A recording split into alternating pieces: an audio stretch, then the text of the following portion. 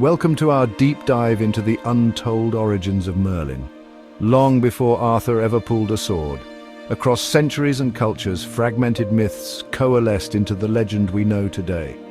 In the next 6 minutes, we'll trace Merlin's earliest incarnations, from a mad bard in the woods to the wizard who bent dragons and destiny alike. Let's begin. In the oldest Welsh poems, found in the Black Book of Carmarthen, Merlin appears not as a court magician, but as Myrddin Wyllt, Myrddin the Wild. After the brutal battle of Afterrid, he loses his mind, fleeing into the Caledonian forest. There, he lives among animals, speaking only in prophetic verse. His transformation from warrior to hermit poet set the foundation for Merlin's madness and prophecy duality.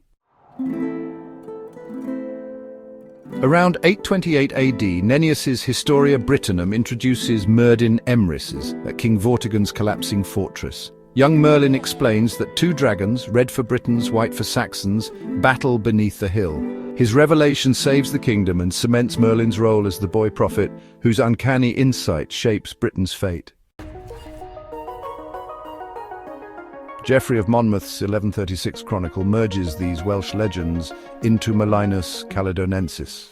Here Merlin advises Kings Ambrosius and Vortigern, hinting at a future Arthur without ever naming him. Geoffrey's work popularized Merlin across Europe, blending bardic prophecy with courtly intrigue, and made Merlin a fixture of British pseudo-history. Just years later, Geoffrey returns with Vita Merlini, a 1500-line Latin poem. He casts Merlin as a fallen king driven mad by war, retreating to the forest where he communes with his sister Ganieida and the poet Taliesin. This portrait deepens the madness theme while giving Merlin direct moral authority and otherworldly wisdom, still before Arthur's rise. Meanwhile, 4 Middle Welsh poems, Taifwesi Myrddin a Gwendid Ira Falanau Ir Oyanau and Imdidan Myrddin a Thalesin, paint Merlin in ecological and poetic tones. He laments nature's ruin, debates fate with his sister, and utters cryptic omens. These works frame Merlin as a visionary poet whose prophecies arise from deep communion with the land itself. Across the Celtic world, similar mad prophet figures appear. The Scottish Lailecan and Irish Sweeney, Buil Shwibna, mirror Merlin's exile and verses. Warriors driven insane by battle, they find refuge in wild places and speak truths others cannot bear. These analogues show that Merlin's hermit poet archetype was part of a broader Celtic tradition.